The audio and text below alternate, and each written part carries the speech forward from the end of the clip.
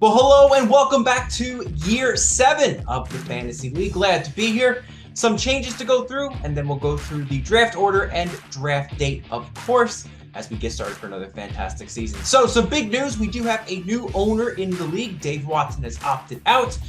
Please welcome, we have co-owners. We have Andrew Kennedy, my brother-in-law, and family friend Jimmy Bresci, and they will be co-owning a team in the league. So, congratulations and warm welcome to you guys. Looking forward to having you in the league.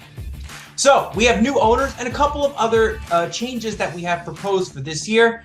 Two relatively minor, one significant. So, first of the minor changes that we're looking at is just formalizing that whatever the ESPN app says goes, ultimately. Now, this mostly goes back to a situation we found in our other league where there was some question about technical issues with an ad and a drop placement, and then it created a whole big issue because one person said it did happen, another one said it didn't. So, the rule is that we're putting in place is whatever the app says goes. Now, if you have any technical concerns or anything at all, if your Wi-Fi is spotty, if you're not sure, message me first. Let me know on the side. Say I'm planning to do this. I'm not 100% sure if it went through. Just something that lets me know in case something happens. That way I have something to fall back on and share with the league. But the rule is that whatever the ESPN app says goes, unless you let me know otherwise. So please go ahead and take that into consideration. The second rule is that we want to go ahead and put into place is that for week 17, the last week of the year, is that as we've been going throughout the playoffs, the waiver wire order does not reset and it prioritizes those teams that are remaining. We're proposing that for week 17, that the teams that are in the championship match, they will either have the first or second pick on the waiver wire claim, depending on what they have done throughout the playoffs. So basically just prioritizing those participants ahead of the third place game. So that's rule change number 2. Those are the two minor. The relatively significant change is that in roster construction, we're going to be moving from having 2 running backs required and 1 flex spot required to only 1 running back required, but then 2 flex spots. All other roster construction remaining the same. With the way the roles of running back have changed, and also just the number of injuries that are there, plus also different running backs playing different roles on different teams, we're going to go ahead and set it so that there's only 1 running back that is required. Now, if you want to go ahead and start multiple running backs, you can start up to 3 because there are 2 flex spots that you can start, of course, running back, wide receiver, or tight end. But we will be changing that in roster construction. So as you prepare, do your mock drafts, do your research, do keep that in mind. Each team will only be required to start 1 running back per week, but there will still be 2 flex spots. Now, if there are any issues or concerns with any of these rule changes, if you can go ahead and get 6 votes in the league to go ahead and overturn them, then we will go back to the rules as they have been for the previous 6 seasons. But again, send those to me directly. Send me those names. If you want to go ahead and contest any of those rule changes, you're welcome to do that. Just have 6 votes with you, and then we can go back to how they were previous, and I'll let the league know. Now, one of the other changes that we went through last year as well was determining the draft order based off of previous performance. Now, the top 6 teams, you can see them over here on the side of the screen, that finished last year, those orders are predetermined based off of how they finished at the end of the year. But for the bottom 6 teams, we are having a draft spot lottery. So in a moment, we'll flip on over. We went ahead and put all the ping pong balls in, very similar to the NBA. And we'll go ahead and pick out who are the teams that are going to be picking their spot first, second, third, and fourth, and so on.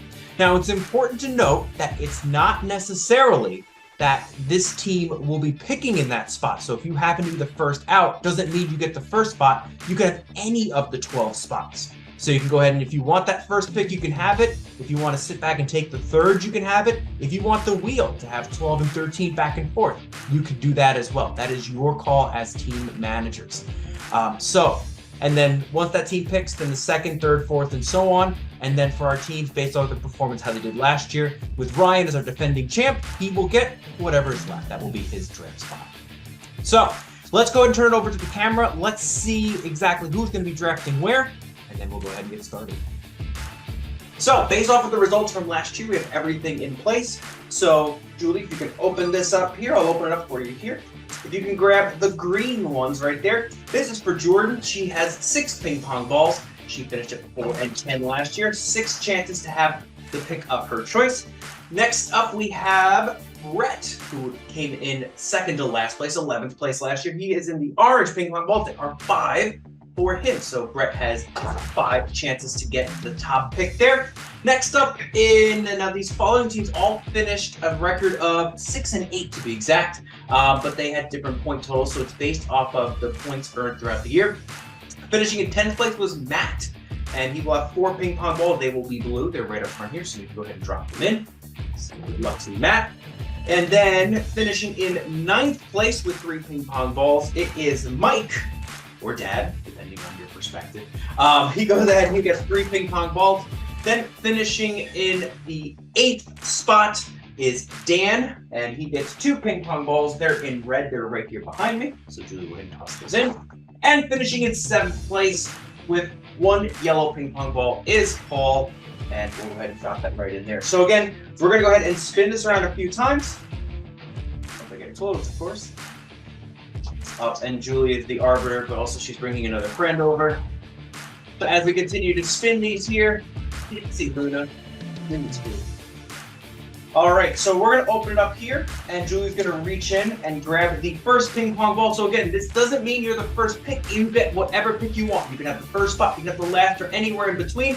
The first color out is orange, which is Brett. So Brett will have the first choice of a spot. So we're going to go ahead and remove all of Brett's ping pong balls, and then respin and see who's next. Okay. So we've removed all the orange ping pong balls. We're going to get another spin. Let's see who is going to be picking second. We'll open up the drawer. Julie, reach on in and see who it's going to be. And picking second in the draft spots will be pink, that is Mike, defying the odds of it. So congratulations, Mike, or Dad. You'll be getting the second spot of draft spots. Happy early birthday. All right, so we have removed Brett and Mike. We still have Jordan with the 6 ping pong balls as the prohibitive favorite for the next pick, but let's see who it's going to be in the lottery. This will be the 3rd selection in the draft spots, and it is blue. So blue is Matt Coin. So Matt with 4 ping pong balls. Matt gets to pick the next spot there. So congratulations, Matt. Let's remove all the blue ones, and then we'll keep going. And Jordan keeps defying the odds. She does. She does. Let's remove all the blue ones and keep going. All right, we spin it around now. We've got 3 players down, 3 to go. Jordan with 6 ping pong balls, Dan with 2, Paul with 1. Let's see who will get the 4th selection.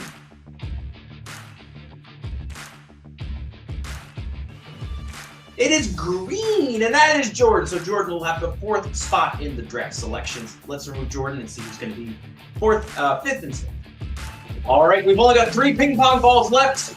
2 for Dan, 1 for Paul. Let's see who's going to be picking 5th, and consequently who will be picking 6th. Last ball out of the chute will be red, it will be yellow. Let's see what it's going to be. Julie, it is red, and that is Dan. So Dan will be picking 5th, and that leaves Paul with the white ping pong ball will be picking 6th. So all the other spots have been predetermined. We're going to go ahead and figure out in the chat. So good luck, and we'll see you at the draft. Bye-bye. Thanks again for joining us. Warm welcome once again to Andrew and Jimmy B. And we're looking forward to have Brett start off in the chat, picking the draft order. And then once that's finished, that will be added into the ESPN app. Friendly reminder that the draft is on Tuesday, September 6th. This is the day after Labor Day at 9:00 p.m. Eastern Time. Please do everything you can to be there. It's difficult to schedule these times, and we are getting close to the season. So please make sure you do that if you can. That is Tuesday, September 6th at 9:00 p.m. Eastern Time. We'll send out a Zoom link so we can also see each other and let each other know what we think about each draft pick. So looking forward to a fun season, and we'll see you at the draft. Take care, and bye-bye.